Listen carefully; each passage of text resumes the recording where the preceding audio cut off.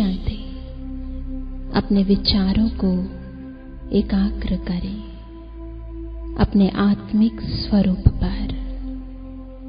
भ्रुकुटी के बीच चमकती हुई मैं एक आत्मा हूं। मेरा पूरा ध्यान मेरे मन, बुद्धि, मेरे आत्मिक स्वरूप पर एकाग्र है। मैं अपने चमकते हुए सितारा स्वरूप को ही देख रही हूं और अनुभव कर रही हूं कि मैं आत्मा इस देह की मालिक हूं। मुझ आत्मा का हर कर्मेंद्रिय पर पूरा अधिकार है। मन, बुद्धि, संस्कार, दृष्टि, वृत्ति सब मेरे अधीन है। मेरा इन पर संपूर्ण नियंत्रण है। मैं आत्मा स्वराज्य अधिकारी हूं। अभी भी मेरे ऑर्डर प्रमाण मन, बुद्धि मेरे स्वरूप पर एकाग्र है। मैं मस्तिष्क के मध्य चमकता हुआ प्रकाश पुंज हूं। मैं देह से न्यारा हूं। ये देह एक बॉक्स है जिसमें मैं आत्मा हीरा विराजमान हूं।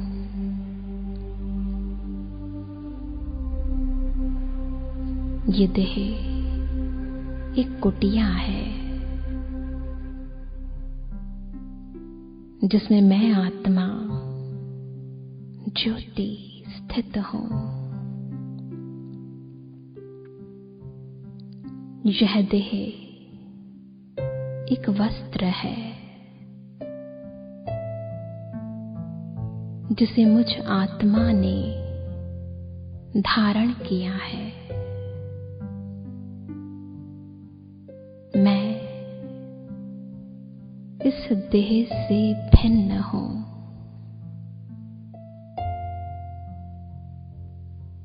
न्यारी हूं, अलौकिक हूं।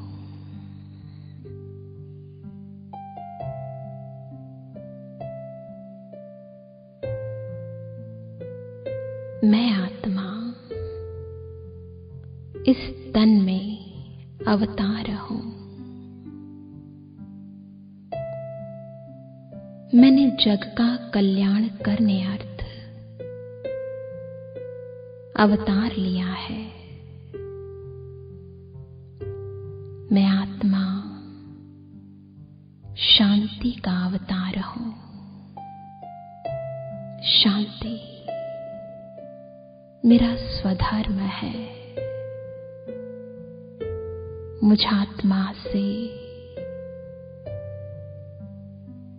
शांति की किरणें चारों ओर फैल रही है और सारे विश्व की अशांति को शांति में बदल रही है।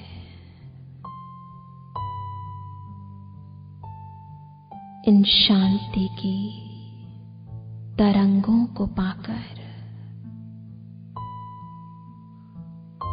सभी आत्माएं असीम शांति का अनुभव कर रही है।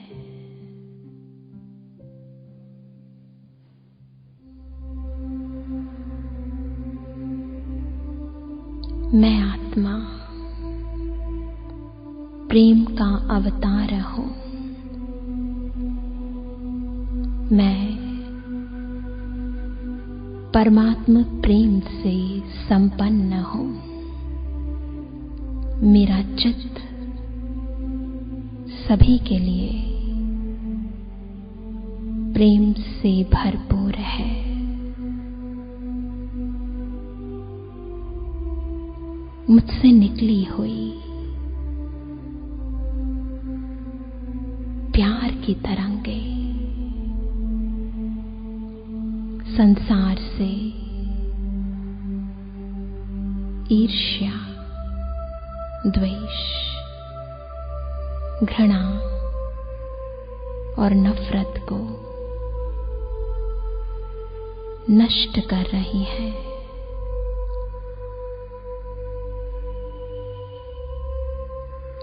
और सभी आत्माएं भाई भाई हो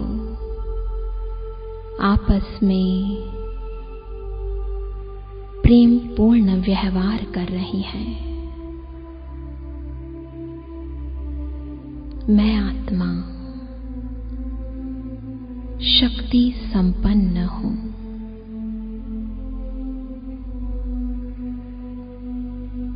मास्टर सर्वशक्तिवान हो। मैं सभी ईश्वरीय शक्तियों का मालिक हूं। संपूर्ण शक्तियों पर मेरा अधिकार है।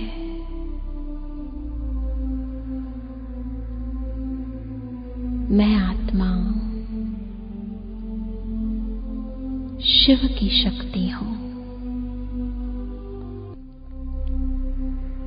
दुर्गा हूं। मुझसे निकली हुई शक्तियों की किरणें संसार से दुख, अशांति, तनाव व समस्याओं को समाप्त कर रही है।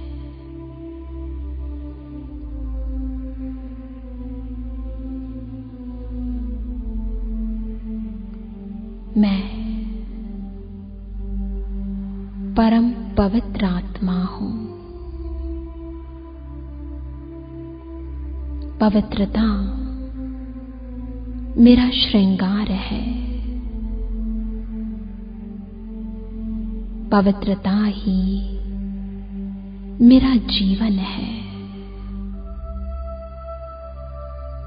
मेरा स्वधर्म है। जब मैं आत्मा इस संसार में आई, तब मैं संपूर्ण पावन थी और अब पुनः संपूर्ण पावन होकर मुझे वापस अपने निज धाम शांति धाम जाना है। मुझ आत्मा से पवित्रता का दिव्य प्रकाश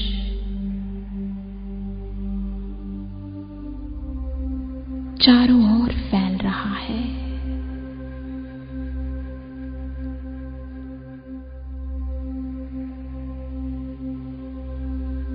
मुझसे निकली हुई पवित्रता की ये किरणें मेरे मस्तिष्क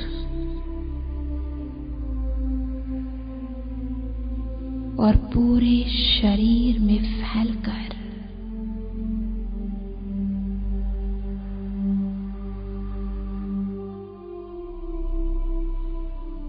मेरे अंग अंग को शीतल कर रही है।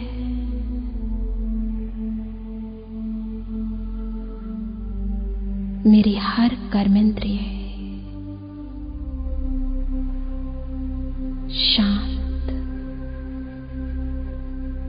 और सुगंधित होती जा रही है।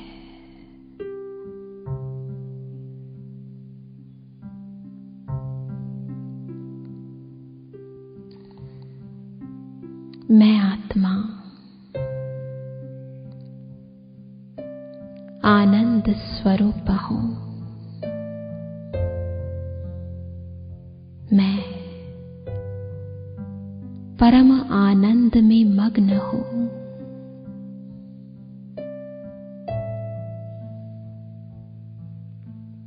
मेरा निज स्वरूप ही आनंद स्वरूप है। अपने स्वरूप को निहारती और स्वचिंतन करती हुई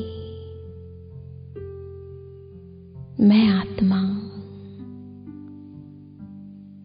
आनंद के सागर में लहरा रही हूं।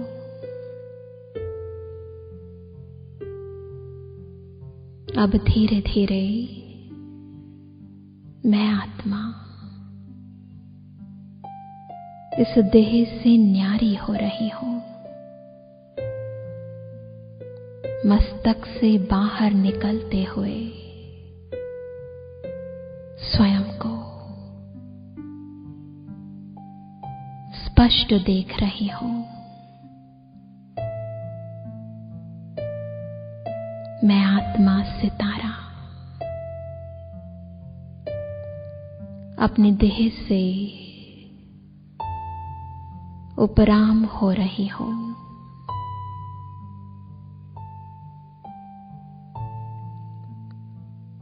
मैं आत्मा अपने आत्म अभिमानी स्थिति में स्थित हूं।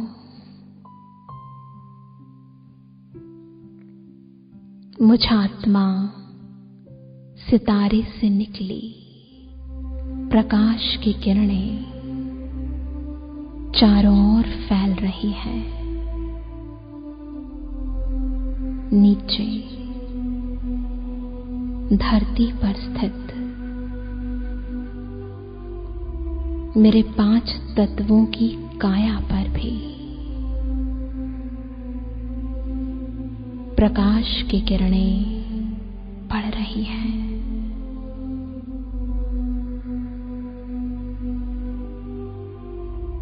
मैं आत्मा सभी बंधनों से मुक्त संपूर्ण स्वतंत्र अनुभव कर रही हूं।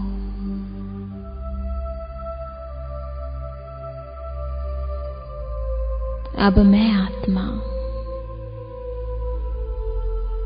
अपने निज धाम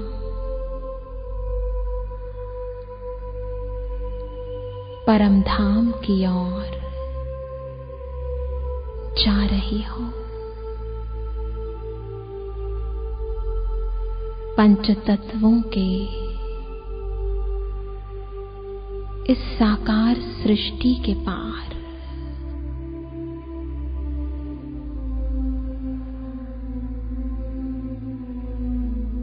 सूक्ष्म तत्वों के आकार सृष्टि से भी पार ऊपर बहुत ऊपर शांति धाम में जहां चहुओर अखंड शांति और सुनहरा लाल प्रकाश व्याप्त है, जहां मेरे पिता निराकार शिव परमात्मा विराजमान है। मैं निराकार आत्मा उनके सम्मुख जाकर बैठ गई हूं। वे अपनी अनंत शांति और शक्ति की किरणें मुझ पर बरसा रही है।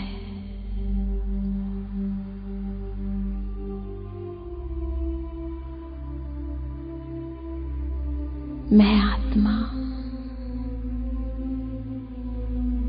सर्वगुणों और सर्व शक्तियों से संपन्न व संपूर्ण होती जा रही हूं।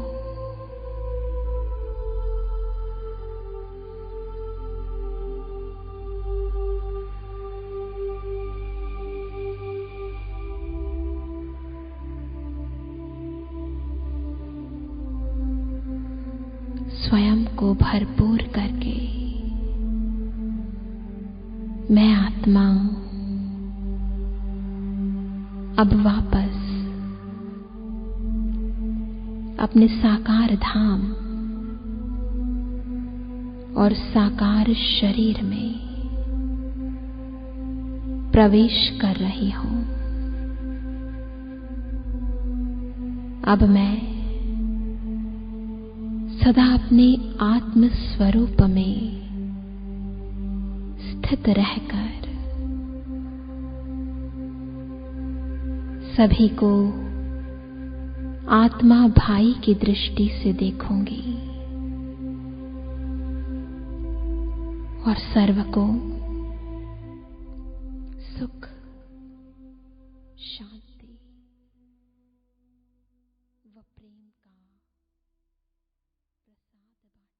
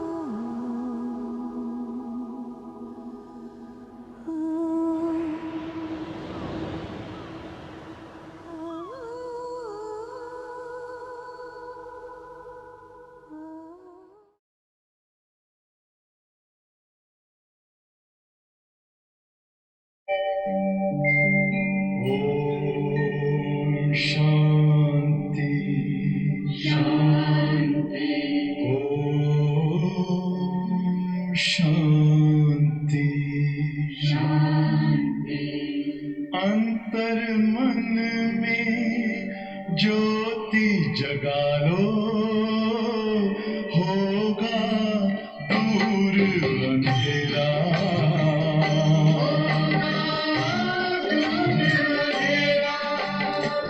शिव का कर लो ध्यान, आ रहा पावन पुण्य सवेरा।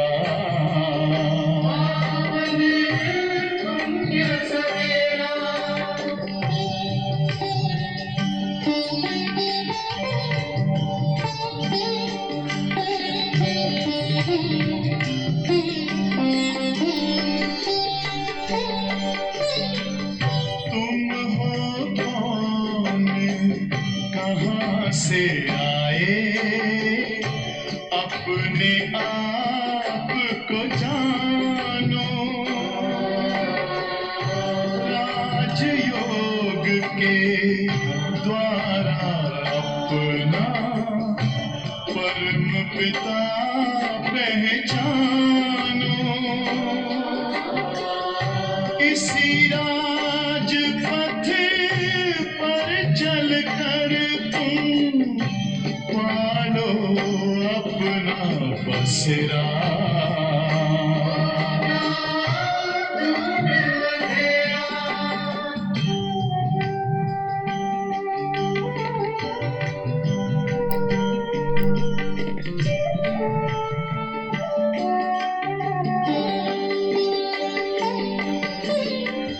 तुम हो आत्मा तन से प्यारे, परमात्मा को प्यारे।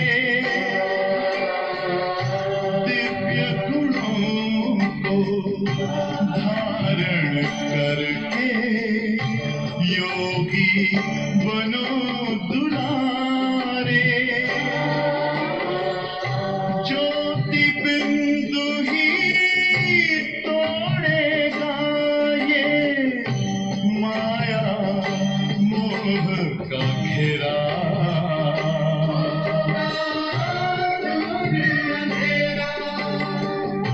अंतर मन में ज्योति जगा लो, होगा दूर अंधेरा।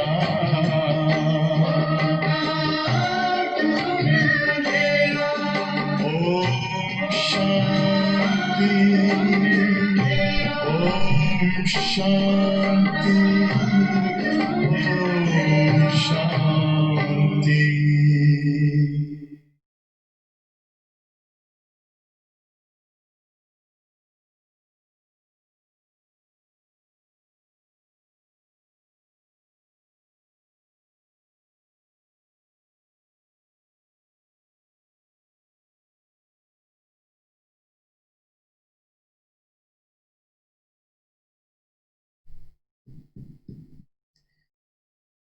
ओम शांति। Good morning. आज हम सभी अव्यक्त बाप दादा की अव्यक्त वाणी सुनेंगे, जिसकी डेट है 21 जनवरी 87 और आज हम इसे पढ़ रहे हैं 22 नवंबर 2020। आज की इस अव्यक्त वाणी का टाइटल है स्वराज्य अधिकारी ही विश्व राज्य अधिकारी। स्वराज्य अधिकारी ही विश्व राज्य अधिकारी। आज भाग्य विदाता बाप अपने सर्वश्रेष्ठ भाग्यवान बच्चों को देख रहे हैं। बाप दादा के आगे अब भी सिर्फ ये संगठन नहीं है, लेकिन बाप दादा के आगे सिर्फ ये संगठन नहीं जो सन्मुख में बैठे हैं, लेकिन चारों ओर के भाग्यवान बच्चे सामने हैं। हम सभी भी एक दूसरे को ऐसा ही अनुभव करते। हम सभी बाप दादा के भाग्यवान बच्चे बाप दादा के सामने हैं। चाहे देश विदेश के किसी भी कोने में हैं, लेकिन बेहद का बाप बेहद बच्चों को देख रहे हैं।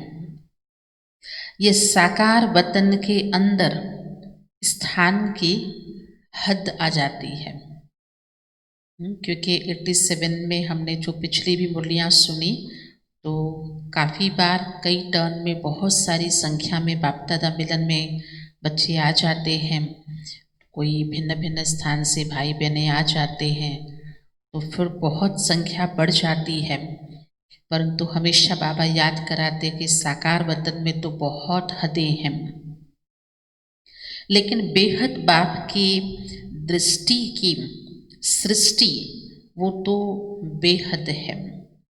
बाप की दृष्टि में सर्व ब्राह्मण आत्माओं की सृष्टि समाई हुई है। सर्व ब्राह्मण आत्माओं की सृष्टि बाप दादा की दृष्टि में समाई हुई है।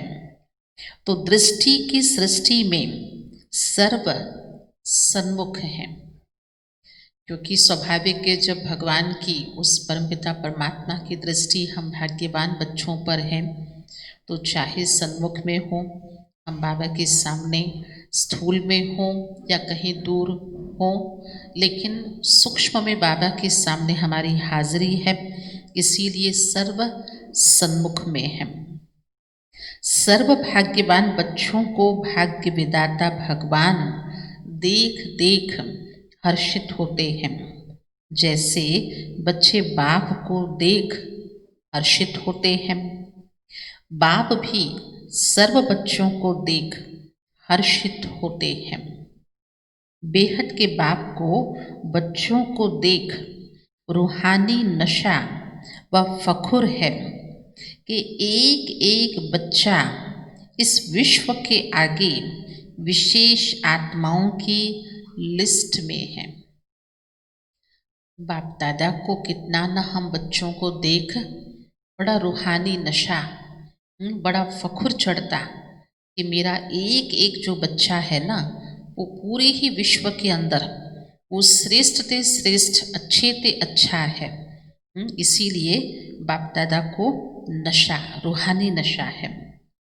चाहे 16,000 की माला का लास्ट मणका भी है, फिर भी बाप के आगे आने से, बाप का बनने से विश्व के आगे विशेष आत्मा है। चाहे 16,000 का अंतिम मणका, मतलब उस माला में जो लास्ट नंबर का दाना होगा ना, बहुत बाद में जन्म लेने वाला, एंड में बहुत कम पद लेने वाली आत्मा हो, बहुत कम वर्षा लेने वाली आत्मा हो, फिर भी बाप दादा को ऐसे भाग्यवान बच्चे पे भी फखुर है, क्योंकि वो दुनिया से तो श्रेष्ठ है ना, उन दुनिया की सामान्य तुच्छ आत्माओं से तो वो विशेष है ना। इसीलिए चाहे और कुछ भी ज्ञान के विस्तार को जान नहीं सकते, लेकिन एक शब्द दिल से माना। और वो कौन सा एक शब्द है? एक ऐसा जादुई शब्द है ना, बहुत वो मिरेकल कर सकता है, बड़ा चमत्कार कर सकता है। एक शब्द जो न सिर्फ हम सभी को अच्छा लगता, बाबा को भी अच्छा लगता, जो बाबा ने सिखाया है वो है बाबा। वो एक शब्द है बाबा।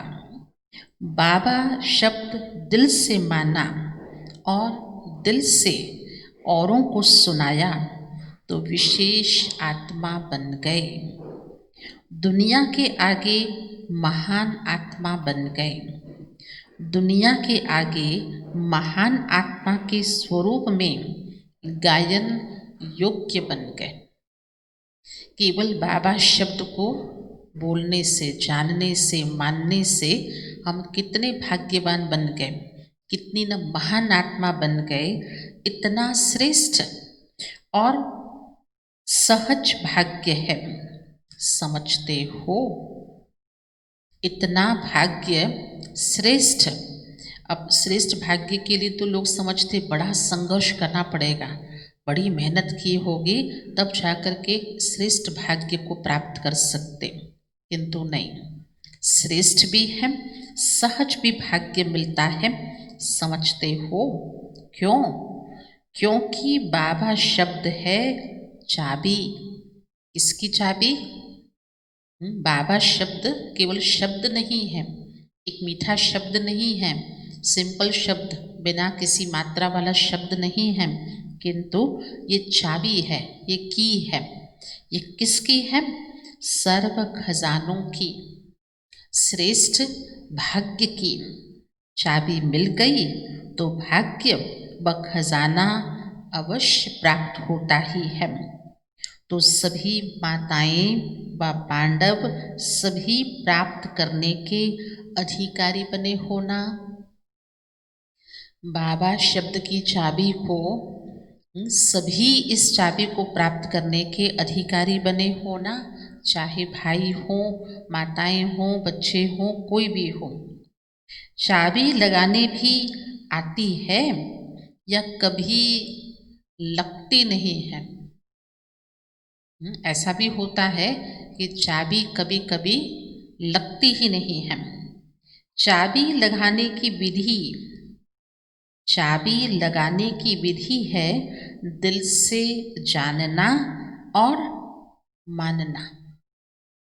केवल जानना नहीं, लेकिन दिल से जानना और दिल से मानना। सिर्फ मुख से कहा, अब चाबी क्यों नहीं लगी, है ना, कहाँ गलत हो गया, जो चाबी हम कितना भी उसको घुमाए जा रहे हैं, बड़ी मेहनत किए जा रहे हैं, बड़ी ताकत से लगा रहे हैं, लेकिन ये चाबी खुलती क्यों नहीं है, लगती क्यों नहीं है? अगर चाबी सही है, बाबा शब्द का ये चाबी सही है, तो ताला खुलना चाहिए, भाग्य श्रेष्ठ होना चाहिए, सहज होना चाहिए। किंतु कहाँ हमारी गलती है, मिस्टेक है, तो वो है सिर्फ मुख से कहा तो चाबी होते भी लेकिन लगेगी नहीं। दिल से कहा तो खजाने सदा हाजिर हैं। अखूट खजाने हैं ना। अखूट खजाने होने के कारण जितने भी बच्चे हैं सभी अधिकारी हैं। खुले खजाने हैं, भरपूर खजाने हैं। ऐसा नहीं कि जो पीछे आए हैं तो खजाने खत्म हो गए हों। ऐसा तो नहीं समझते हम तो पीछे आए हैं तो खजाने खत्म हो गए हों। जितने भी अब तक आए हो अर्थात बाप के बने हो और भविष्य में भी जितने बनने वाले हैं उन सभी से खजाने अनेका अनेक गुणा ज़्यादा हैं। चाहे वर्तमान में आज जितने भी बच्चे बने हैं, चाहे भविष्य में बनने हैं, लेकिन उन सब से भी अनेकाति अनेक गुना ये खजाने इतने इतने ज़्यादा हैं। इसीलिए बाप दादा हर बच्चे को गोल्डन चांस देते हैं कि जितना जिसको खजाना लेना है वह खुली दिल से ले लो। जिसको भी जितना खजाना लेना है वह खुली दिल से ले लो। दाता के पास कमी नहीं है, लेने वाले के हिम्मत व पुरुषार्थ पर आधार है। लेने वाले में कितनी हिम्मत है, कितनी वो मेहनत पुरुषार्थ कर सकता है, उतना वो ले सकता है। ऐसा कोई बाप सारे कल्प में नहीं जो इतने बच्चे हों और हर एक भाग्यवान हो। ऐसा तो संभव नहीं कि इस पूरे ही 5000 वर्ष के चक्र में कोई ऐसा पिता दिखाओ जिसके इतने सारे बच्चे और फिर वो सब के सब भाग्यवान हो। इसीलिए सुनाया कि रूहानी बाप दादा को रूहानी नशा है। हमको भी होना चाहिए। अगर हमको भी नशा हो तो सोचो हमारी जो मेहनत है वो कितनी कम हो जाएगी, है ना, हम अपने पुरुषार्थ में थकेंगे नहीं। न सिर्फ बाप दादा को हम बच्चों पे रूहानी नशा हो, लेकिन हम सभी को भी नशा हो, सभी की मधुबन में आने की, मिलने की आश पूरी हुई। भक्ति मार्ग की यात्रा से फिर भी मधुबन में आराम से बैठने की, रहने की जगह तो मिली है ना। ये सुनाया ना, बहुत सारे आ गए हैं। पूरी सभा फुल हो गई है 87 की। हम जनवरी की मुरली सुन रहे हैं, 21 जनवरी की। तो फिर भी भक्ति मार्ग की यात्रा से तो अच्छा है। मंदिरों में तो खड़े खड़े सिर्फ दर्शन करते हैं, और यहाँ आराम से बैठे तो हो ना। वहाँ तो भागो भागो, चलो चलो कहते हैं, और यहाँ आराम से बैठो, आराम से याद की खुशी से मौज मनाओ। संगम युग में खुशी मनाने के लिए आए हो तो हर समय चलते फिरते खाते पीते खुशी का खजाना जमा किया। कितना जमा किया है? कितना? इतना किया जो 21 जन्म आराम से खाते रहो। कितना खजाना भरा है अपने में, मौज से, खुशी से, आनंद से, जो आने वाले भविष्य 21 जन्म आराम से खाते रहो। मधुबन विशेष सर्व खजाने जमा करने का ये स्थान है, क्योंकि यहाँ एक बाप दूसरा न कोई, ये साकार रूप में भी अनुभव करते हो। एक बाप दूसरा न कोई, ये साकार रूप में भी अनुभव करते हो। वहाँ बुद्धि द्वारा अनुभव करते हो, लेकिन यहाँ प्रत्यक्ष, क्योंकि बाप दादा मिलन है, सन्मुख में बैठे हैं, मधुबन घर में बैठे हैं, तो यहाँ सन्मुख में, साकार में, इस जीवन में भी सिवाय बाप और ब्राह्मण परिवार के और कोई नज़र आता है क्या? क्योंकि मधुबन में बाप दादा की सभा में जब इंद्र सभा में होते हैं तो या तो बाप दादा दिखाई देंगे, या जहाँ नज़र करो तो ब्राह्मण ही ब्राह्मण अपने परिवार में। तो देखो और कोई नज़र आता है क्या?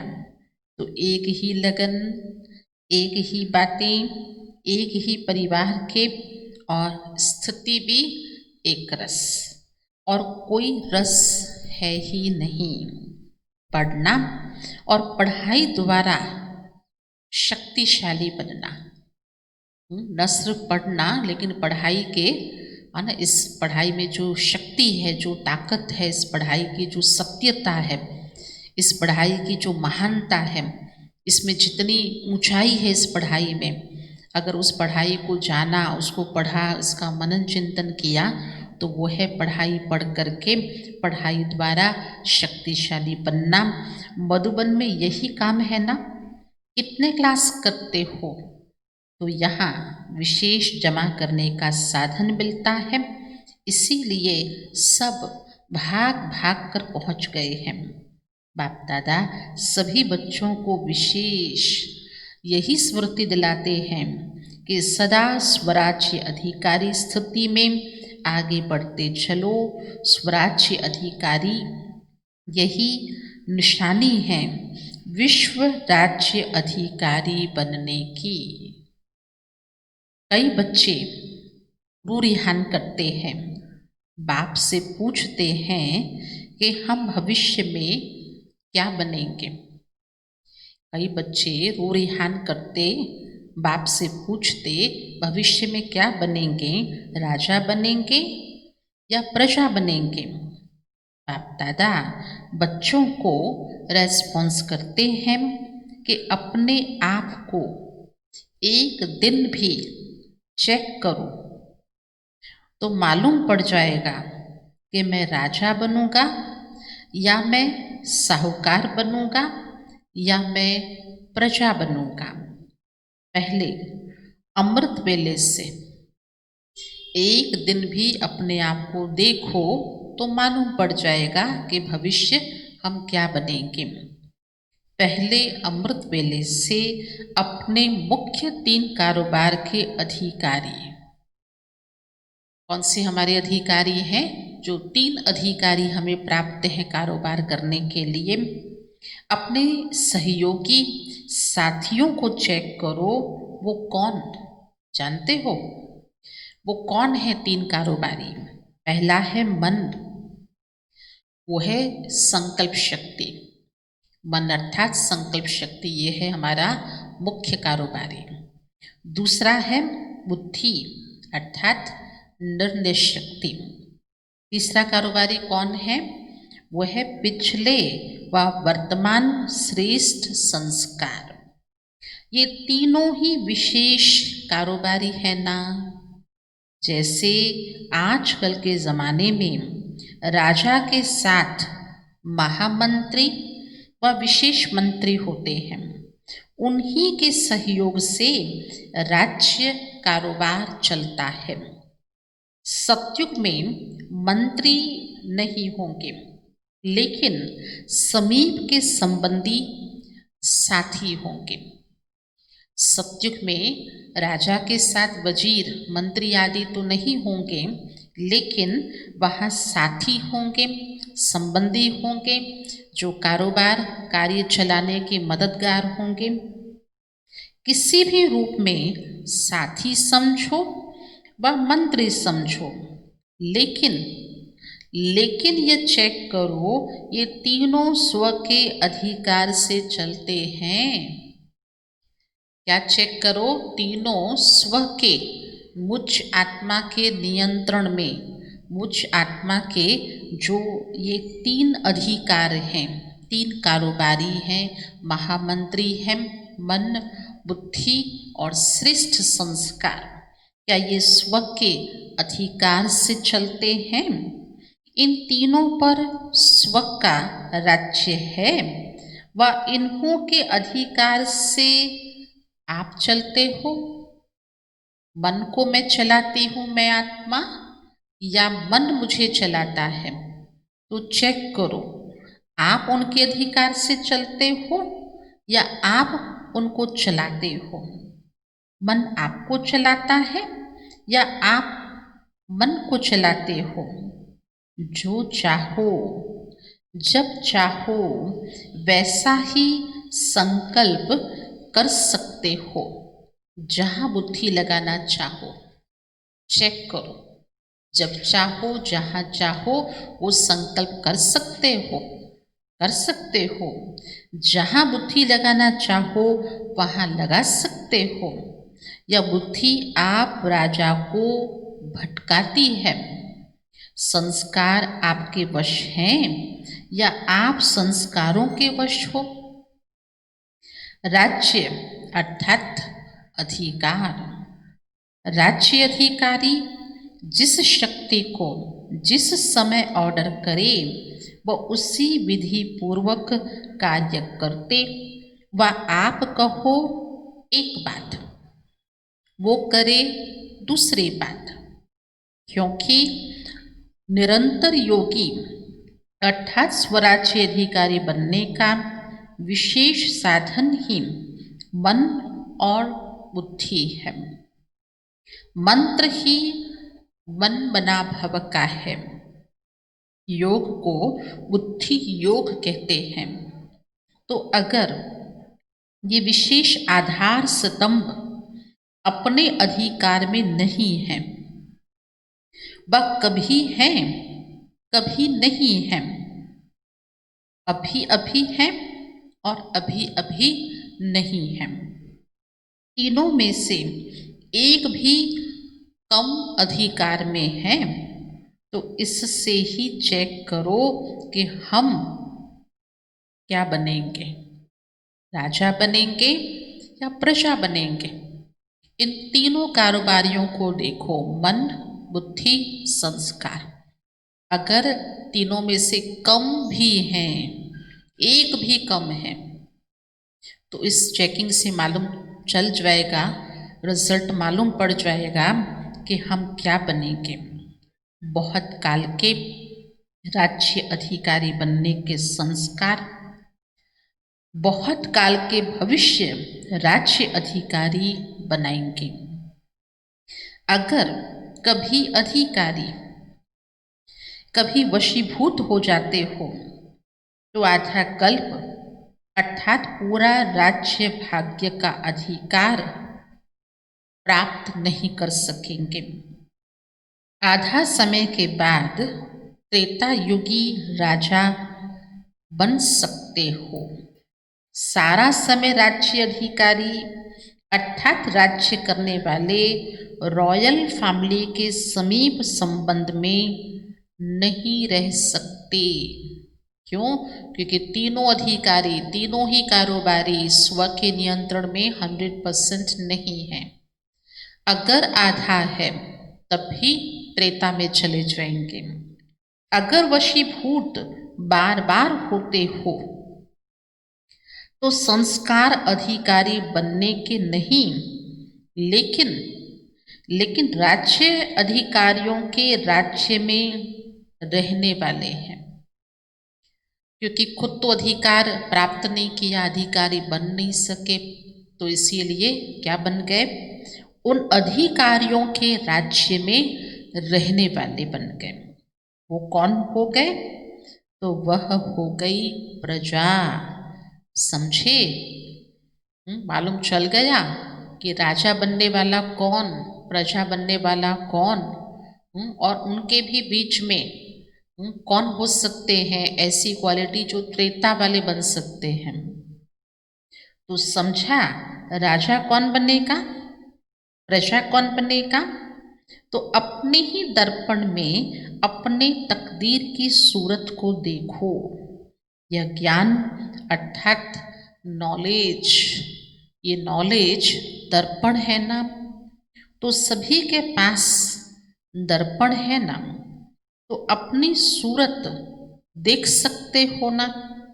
अभी बहुत समय के अधिकारी बनने का अभ्यास करो। ऐसा नहीं कि अंत में तो बन ही जाएंगे।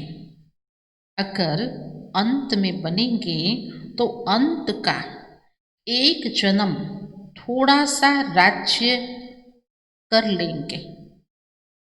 अगर अंत में बने तो फिर क्या मिलेगा?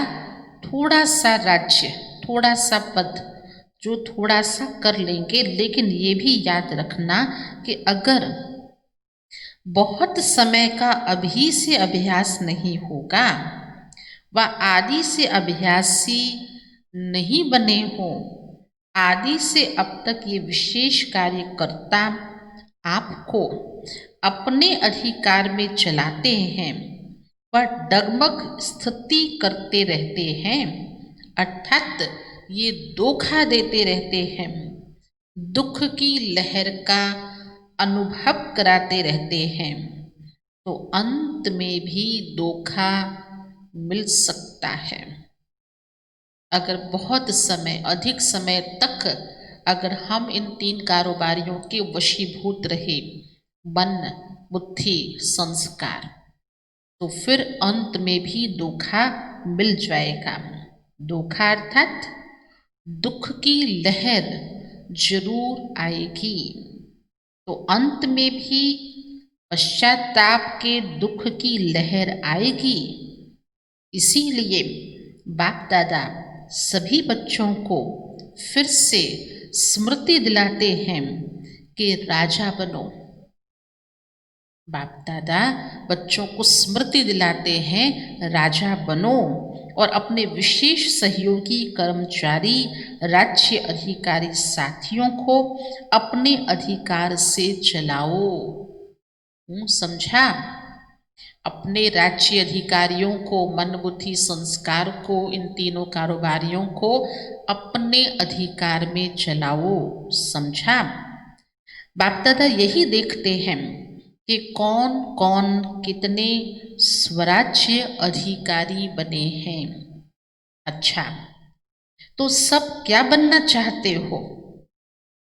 राजा बनना चाहते हो तो अभी स्वराज्य अधिकारी बने हो, या यही कहते हो बन रहे हैं, बन तो जाएंगे, गे गे नहीं करना।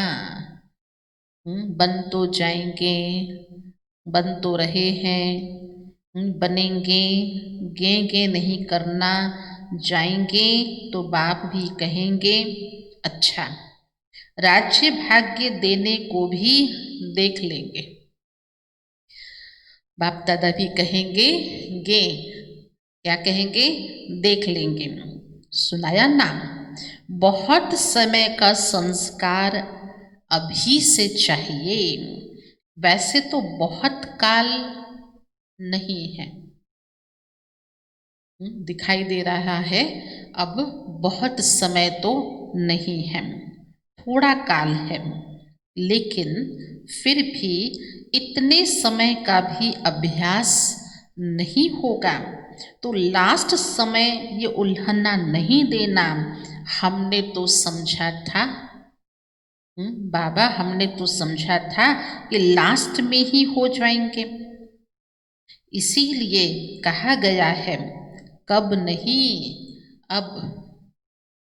सदैव बाबा कहते बच्चे कब नहीं, कब कर लेंगे नहीं, अब इस घड़ी वर्तमान। कब हो जाएगा नहीं, अब होना ही है, बनना ही है। अपने ऊपर राज्य करो, अपने साथियों के ऊपर राज्य करना नहीं शुरू करना। जिसका स्व पर राज्य है उसके आगे अभी भी स्नेह के कारण सर्व साथी भी, चाहे लौकिक चाहे अलौकिक, सभी जी हजूर, हाँ जी कहते हुए साथी बन करके रहते हैं। वर्तमान में भी दिखाई देता स्नेह के कारण, चाहे लौकिक वाले हो चाहे कारोबार करने वाले कार्य में साथी हो, हाँ जी करके सभी रहते हैं। स्नेही और साथी बनकर हाँ जी का पाठ प्रैक्टिकल में दिखाते हैं।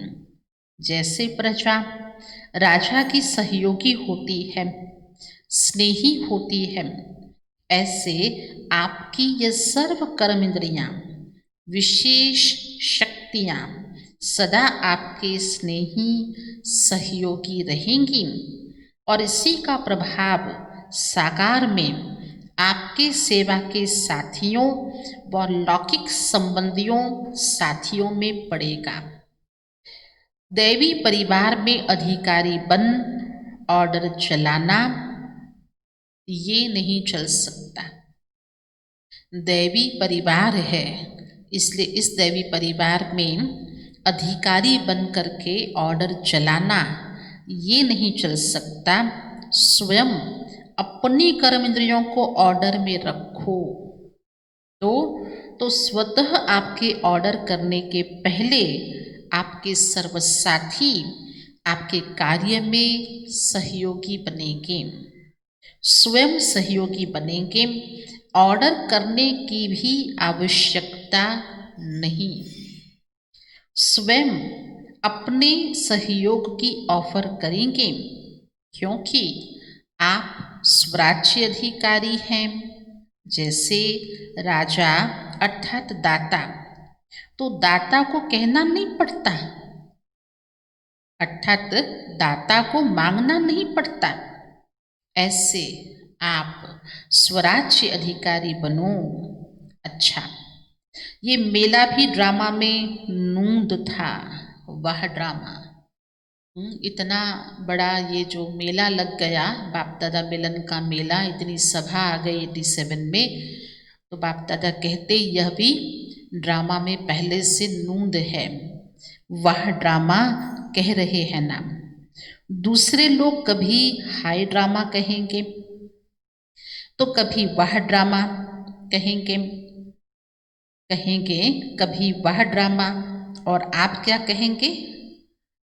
आप सदा क्या कहते हो? वह ड्रामा वह। जब प्राप्ति होती है ना, तो प्राप्ति के आगे कोई मुश्किल नहीं लगता है। कोई प्राप्ति हो तो उसके सामने कोई मुश्किल भी हो तो मुश्किल भी मुश्किल नहीं लगता। मुश्किल लगता है। खाने पर ठहरना पड़ता है, खाओ तो भी प्रभु के गुण गाओ। अब बताओ मुश्किल लगेगा? मेला है, इतनी बड़ी सभा है, तो कोई कहेगा हाँ वैसे तो सब अच्छा है, प्राप्ति ही प्राप्ति है, बाप दादा मिलन है, बहुत अच्छी क्लासेस भी हो रही हैं, बहुत अच्छे परिवार में, ब्राह्मण परिवार में है, लेकिन बाबा क्या करे, क्यू में खड़ा रहना पड़ता है। भोजन खाने जाते हैं तो लंबी लाइन होती है। तो बाबा कहते उस समय भी क्या ठहरना पड़ता है, तो मुश्किल लगता है? या ऐसा समझते हो कि खाओ लेकिन प्रभु के गुण गाओ, और क्यों में ठहरो तो भी प्रभु के गुण गाओ। सिर्फ भोजन खाओ तब प्रभु के गुण गाओ नहीं, लेकिन अगर लाइन में भी खड़े रहना पड़ता, थोड़ा वेट करना पड़ता, तो प्रभु के गुण गाओ, यही काम करना है ना। ये भी रिहर्सल हो रही है, अभी तो कुछ भी नहीं है, अभी तो और वृद्धि होगी ना। 87 में तो ये ऊपर मुरली चली है ना, माउंट आबू में, पांडव भवन के सामने ओम शांति भवन में। लेकिन अब हम सभी ने तो नीचे शांति वन के दृश्य देखे हैं, डायमंड हॉल के। बाबा ने अव्वल ही पहले से कह दिया अभी तो और वृद्धि होगी ना, ये सब तो रिहर्सल कर रहे हो। ऐसे अपने को बोल्ड करने की आदत डालो, जैसा समय वैसे अपने आप को चला सकें। तो पट में सोने की भी आदत पड़ गई ना, ऐसा तो नहीं खटिया नहीं मिली तो नींद भी नहीं आई, टेंट में भी रहने की आदत पड़ गई ना, अच्छा लगा। बाप दादा पूछ रहे हैं भाई बहनों से जो टेंट में रहे हैं, अच्छा लगा? ठंडी तो नहीं लगती है? क्योंकि जनवरी मास की मुरली सुन रहे हैं, और जनवरी में तो कितना ठंड होती है माउंट आबू में, वो भी 87 में। बाबा पूछ रहे हैं ठंडी तो नहीं लगती? अभी सारे आबू में टेंट लगाएं, टेंट में सोना अच्छा लगा या कमरा चाहिए? याद है पहले पहले जब पाकिस्तान में थे तो महारथियों को भी पट में ही सुलाते थे। जो नामी ग्रामी महारथी होते थे उन्हों को हाल में पट में टिफुटी देकर सुलाते थे। टिफुटी यज्ञ में, ओम मंडली में टिफुटी उसको कहते थे। 3 फीट की जो एक छोटी सी पाट होती थी, छोटी सी संदल होती थी, उसको टिफुटी कहते थे। तो उन्हों को महारथी को भी टिफुटी देते, उस पर सुलाते थे।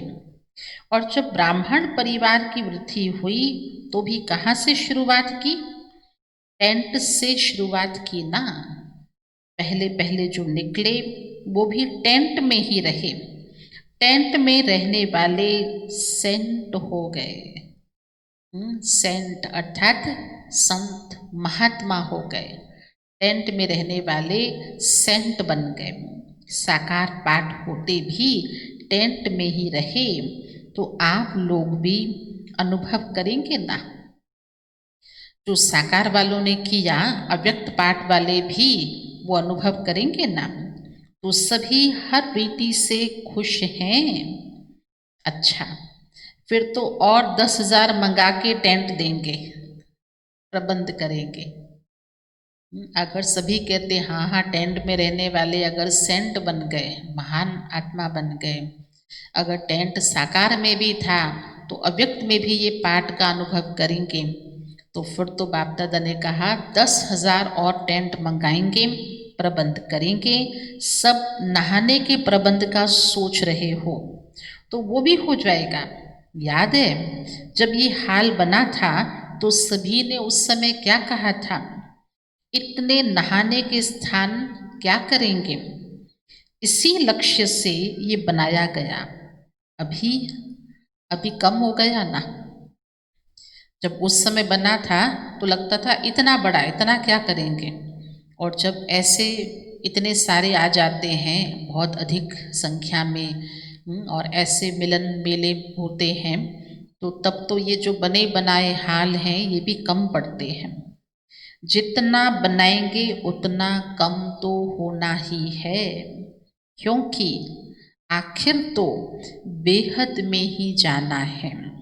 अच्छा, सभी तरफ के बच्चे पहुंच गए हैं तो यह भी बेहद के हाल का श्रृंगार हो गया है। अच्छा, नीचे भी बैठे हैं।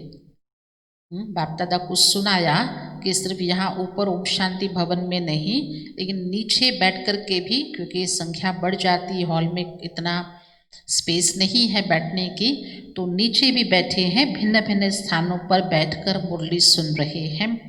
ये वृद्धि होना भी तो खुश नसीबी की निशानी है। वृद्धि तो हुई, लेकिन विधि पूर्वक चलना। ऐसा नहीं यहाँ मधुबन में तो आ गए, बाबा को भी देखा, मधुबन भी देखा, अभी जैसे चाहें वैसे चलें।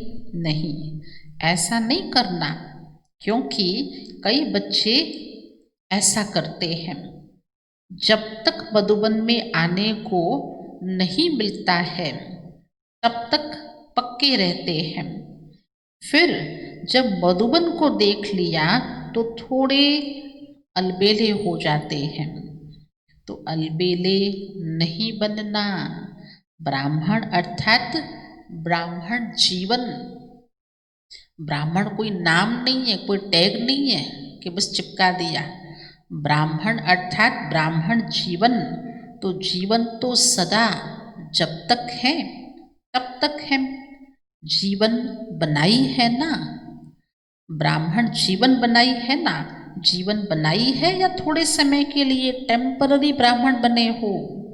सदा अपने ब्राह्मण जीवन की विशेषताएं साथ रखना, क्योंकि इसी विशेषताओं से वर्तमान भी श्रेष्ठ है और भविष्य भी श्रेष्ठ है। अच्छा, बाकी क्या रहा? टोली और वरदान। बाप दादा मिलन में क्या होता? टोली और वरदान। वरदान तो वरदाता के बच्चे ही बन गए, जो है ही वरदाता के बच्चे, उन्हों को हर कदम में वरदाता से वरदान स्वतः ही मिलता रहता। वरदान ही आपकी पालना है, वरदानों की पालना से ही पल रहे हैं। नहीं तो सोचो, इतनी श्रेष्ठ प्राप्ति और मेहनत क्या की। प्राप्ति को देखो तो उसके सामने मेहनत तो कुछ भी नहीं। मेहनत क्या की? बिना मेहनत के जो प्राप्ति होती है उसको ही तो वरदान कहा जाता है। तो मेहनत क्या की और प्राप्ति कितनी श्रेष्ठ। जन्म जन्म प्राप्ति के अधिकारी बन गए। तो वरदान हर कदम में वरदाता का मिल रहा है और सदा ही मिलता रहेगा।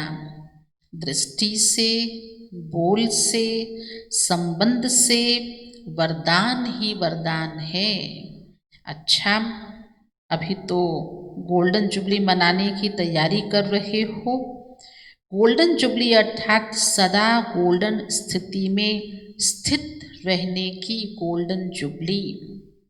सदा रियल गोल्ड, जरा भी अलाई अर्थात खाद मिक्स ना हो, इसको कहते हैं गोल्डन जुबली। तो दुनिया के आगे सोने की स्थिति में स्थित होने वाले सच्चे सोने प्रत्यक्ष हों, इसी के लिए ये सब सेवा के स्थान बना रहे हैं।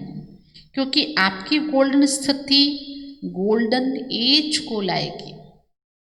आपकी गोल्डन स्थिति वर्तमान की वो भविष्य की गोल्डन एज, उस गोल्डन समय को, उस पीरियड को, उस गोल्डन युग को, उस सत्युग को लाएगी, स्वर्णिम संसार को लाएगी, जिसकी इच्छा सभी को है। अभी कुछ दुनिया बदलनी चाहिए, तो स्व परिवर्तन से विश्व परिवर्तन करने वाली विशेष आत्माएं होना। आप सभी को देख आत्माओं को ये निश्चय हो, शुभ उम्मीदें हों कि सचमुच स्वर्णिम दुनिया आई के आई। सैंपल को देख करके निश्चय होता है ना, अच्छी चीज है। तो स्वर्ण संसार के सैंपल आप हो, स्वर्ण स्थिति वाले हो, तो आप सैंपल को देख उन्हों को निश्चय हो कि हाँ, जब सैंपल तैयार है तो अवश्य ऐसा ही संसार आया कि आया। ऐसी सेवा गोल्डन जुबली में करेंगे ना, नाउम्मीद को उम्मीद देने वाले बनना। अच्छा, स्वराज्य अधिकारी, सर्व स्वराज्य अधिकारी, सर्व बहुत काल के अधिकार प्राप्त करने के अभ्यासी आत्माओं को, सर्व विश्व की विशेष आत्माओं को, सर्व वरदाता के वरदानों से पलने वाली श्रेष्ठ आत्माओं को बाप दादा का याद प्यार और नमस्ते। हम रूहानी बच्चों की रूहानी बाप दादा को याद प्यार, गुड मॉर्निंग और नमस्ते। आज का वरदान है, भटकती हुई आत्माओं को यथार्थ मंजिल दिखाने वाले, भटकती हुई आत्माओं को यथार्थ मंजिल दिखाने वाले चैतन्य लाइट माइट हाउस भव। किसी भी भटकती हुई आत्मा को यथार्थ मंजिल दिखाने के लिए चैतन्य लाइट माइट हाउस बनो। इसके लिए 2 बातें ध्यान पर रहें। पहला, हर आत्मा की चाहना को परखना। पहली बात कौन सी ध्यान पे रहे, वो है हर आत्मा की चाहनाओं को परखना। जैसे योग्य डॉक्टर उसे कहा जाता है जो नब्ज को देखना जानता है, ऐसे परखने की शक्ति को सदा यूज करना। दूसरा कौन सी बात ध्यान पे रखना, सदा अपने पास सर्व खजानों का अनुभव कायम रखना। सदा ये लक्ष्य रखना कि सुनाना नहीं है। क्या लक्ष्य रखना कि केवल सुनाना नहीं है, लेकिन सर्व संबंधों का, सर्व शक्तियों का अनुभव कराना है। अगर ये 2 बातें ध्यान पर रहेंगी तो भटकती हुई आत्माओं को भी हम उन्हें उनकी मंजिल, यथार्थ मंजिल को पहुंचा सकते हैं और उन आत्माओं के लिए हम लाइट माइट हाउस चैतन्य रूप में बन सकते हैं। आज का स्लोगन है, दूसरों की करेक्शन करने के बजाय एक बाप से ठीक कनेक्शन रखो। दूसरों की करेक्शन करने के बजाय एक बाप से ठीक कनेक्शन रखो। ओम शांति।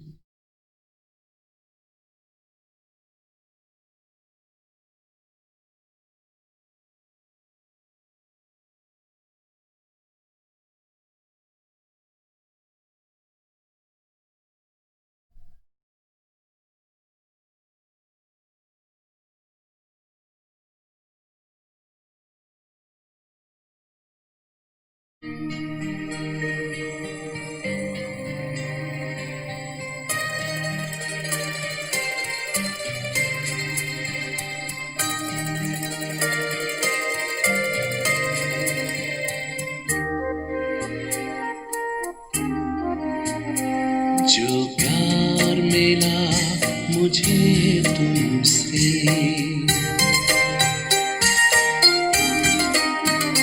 जो प्यार मिला मुझे तुमसे, वर्णन करूं मैं कैसे मुख से। जो प्यार मिला मुझे तुमसे, वर्णन करूं मैं कैसे मुख से। ये दिल जानता है बाबा, दिखता है जो नैनों के नूर से, जो प्यार मिला मुझे तुमसे।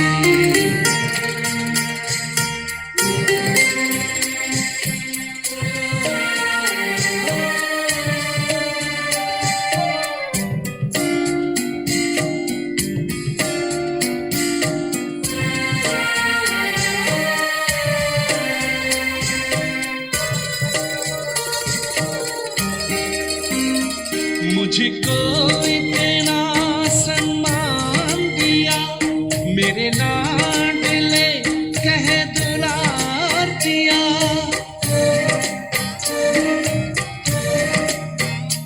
मुझको इतना सम्मान दिया, मेरे लाडले कह दुलार दिया। मेरे इन भूलों को माफ किया और दिव्य गुणों से श्रृंगार किया।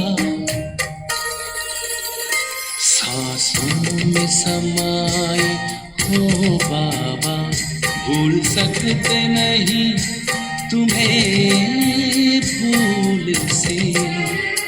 जो प्यार मेरा मुझे तुमसे।